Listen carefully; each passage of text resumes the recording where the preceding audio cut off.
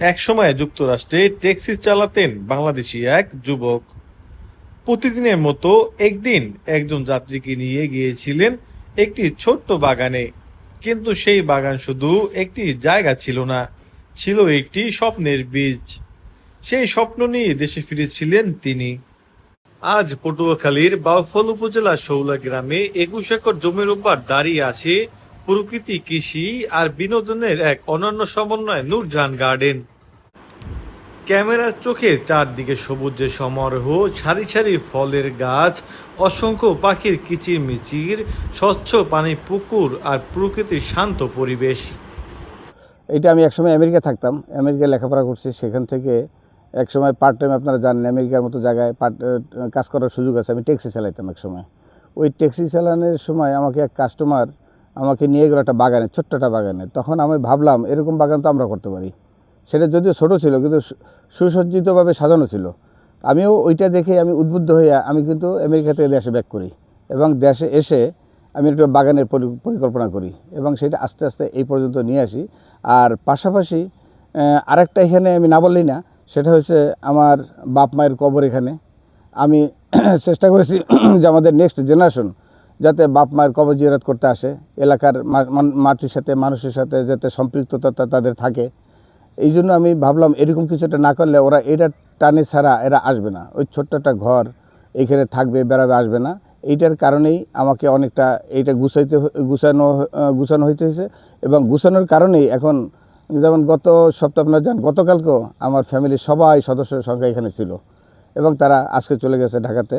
আর এইটা আমার মেইন হইল যে কর্মসংস্থানের ব্যবস্থা করা। এটার কারণে আজকে এখানে অনেক মানুষ কর্মসংস্থানের সুযোগ পেয়েছে। যদি আমার এখানে পার্মানেন্ট স্টাফ আছে 12 জন 13 জন, তারপরে ডেলি বেসিস লেবার আছে। এইখানে অনেক লোকজন ঘুরতে আসে, বেড়াইতে আসে, দোকানপাট হয়েছে, অনেকে রিক্সা, মোটরসাইকেল, এই যে লোকগুলো আনা নেওয়া করে তাদের একটা কর্মসংস্থানের কিন্তু একটা ব্যবস্থা হয়েছে, যে রাস্তায় আসে যায়।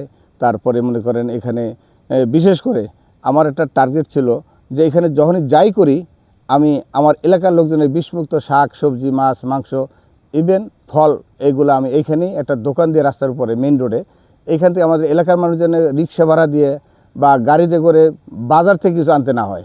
যার কারণে আপনারা জানেন আমার রাস্তার মাথায় কিন্তু আমি একটা দোকানও দিয়েছি। আর এইটার আসলে আমাকে বড় যে সাপোর্টটা দিয়েছে আমার বড় ভাই সরি, আমরা দুই ভাই। বড় ভাই নাম মোহাম্মদ শাহাদ হোসেন খান নিউটন, এবং আমি মোহাম্মদ শাহাদ হোসেন খান মিল্টন। বড় ভাই আমাকে সাহস জুগিয়েছে, এবং তার চেয়েও বেশি সাহস জুগিয়েছে আমার ভাবি এবং আমার ওয়াইফ। এরা যদি আমাকে এই সাহসটা না জুগিত তাহলে এখানে আমি কিন্তু আসতে পারতাম না। যার কারণে আমি আসছি, সব কিছু অ্যারেঞ্জ করছি।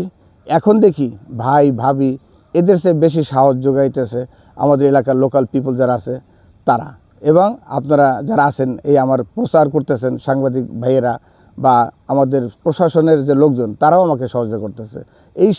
এদের সহযোগের কারণেই আমি সাহসটা জুগাতে পারছি, যেটা আপনি প্রথম আমাকে প্রশ্ন করেন কীভাবে সাহস জুগেলাম। সবাই সহজের কারণেই আমি আজকে এই পর্যন্ত আসছি, এবং আমি মনে করি এরকম আমি না, শুধু যার যতটুকু জায়গা আছে ওই জায়গা থেকে যদি সে একটা গাছ লাগায় বা একটা লাউ গাছ লাগায় বা একটা ফল গাছ লাগায়, আমি মনে করি সে এটা থেকে সে আশানুরূপ ফল সে ভোগ করতে পারবে।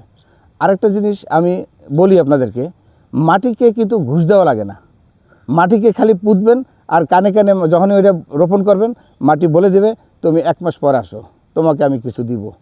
এই আমি এখন আসছি, এখন আমাকে দিচ্ছে, আমি নিচ্ছি।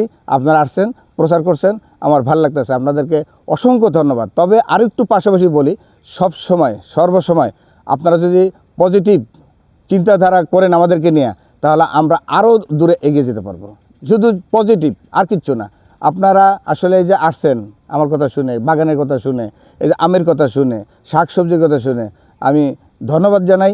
আবারও ধন্যবাদ জানাই, শুধু আমার তরফ থেকে না, আমাদের ফ্যামিলির তরফ থেকে, আমার এলাকার তরফ থেকে, এবং আমাদের সাথে যারা কর্মসংস্থানে জড়িত তাদের সকলের তরফ থেকে আপনাদেরকে অসংখ্য ধন্যবাদ।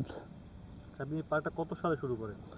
এটা 2005 সাল থেকে আমার শুরু হয়। একটা পুকুরের চতুর্দিকে আমি শাকসবজি লাগাই, তার পেঁপে গাছ লাগাই, সেইখান থেকে লেবু গাছ লাগাই, সেইখান থেকে আস্তে আস্তে আম গাছের দিকে ঝুঁকি, এরপরে আমি এই পর্যন্ত আসি। এখানে টোটাল জমি আছে কতটুকু? এইখানে আছে এখন সর্বসা করলে 21 একর।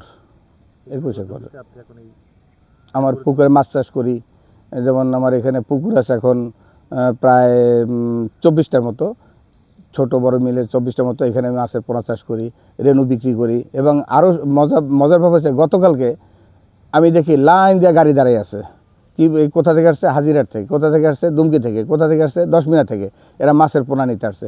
তাহলে আমি দেখেন আমার এই উদ্যোগকে আজকে বাউফল না, শুধু বাউফলকে ছাড়িয়ে পার্শ্ববর্তী যত উপজেলা আছে, পটুয়াখালী, সবাই জানে, তারা এইখান থেকে মাছের রেণু নিতে আসে, তারা এখান থেকে ফল নিতে আসে, তারা এখান থেকে শাকসবজি নিতে আসে।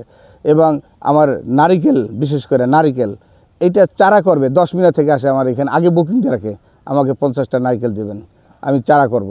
এইরকম এখানে এখন যার যা লাগে সবাই এখানে আসে খোঁজ খবর নেয়, আসে। এর পাশাপাশি আরেকটা জিনিস বলি, এখানে কিন্তু অনেক পাখি এখন কিচির মিচির, আপনারা দেখতেছেন এখন কিচির মিচির করে, তারা ফল খায়, এখানে নিষেধ আছে, এখানে কোনো পশু পাখি যদি ফল খায় সেটা তাড়ানো যাবে না। এবং ওই পশু পাখিদের যে ফলটা খাবে, এটা বাকি অংশটুকু আমার স্টাফ যেন না খায়। ওইটা বিভিন্ন ধরনের সমস্যা হতে পারে, বা একটা গাছের নিচেটা পড়ে থাকবে, ওটাও আমার স্টাফদের খাওয়া নিষেধ এবং বিক্রি করাও নিষেধ। গাছ থেকে পেরে তারপরে ওইটা বিক্রি করবে। এই তো। আর আপনারা তো দেখছেন বিভিন্ন প্রজাতির এখানে আম, বিভিন্ন প্রজাতির ফল, এখানে প্রায় 50-এর উপরে, 50-এর উপরে না হলেও 50-এর কাছাকাছি, অ্যারাউন্ড 50।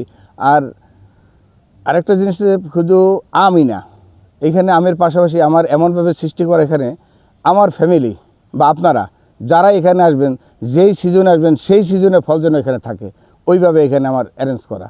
এবং সেই সিজনের শাক সবজি তরিতরকারি সব থাকবে ইনশাল্লাহ। এবং সেটা এখনও আছে, আপনারা যদি চান কাউ ফল দেখতে পারেন, নইল দেখতে পারেন, আপনারা সজনা দেখতে পারেন, আপনারা কলার তো কোনো শেষ নেই।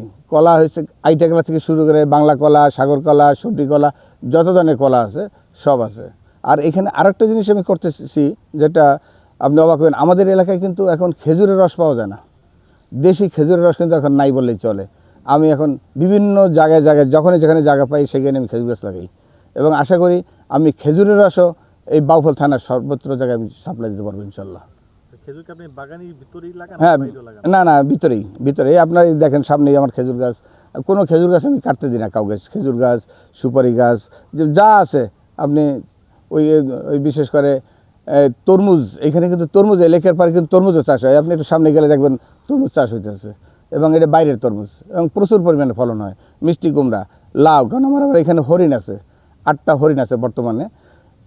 হরিণ আছে, হরিণের খাবার হয়েছে বিশেষ করে পালং শাক, তরমুজ, তারপর শশা, এগুলো যেগুলো তো হরিণের খাবার, এগুলো সব এখানে বেশি বেশি চাষ হয়, যাতে বাজার থেকে আমার খাওয়াতে না হয়।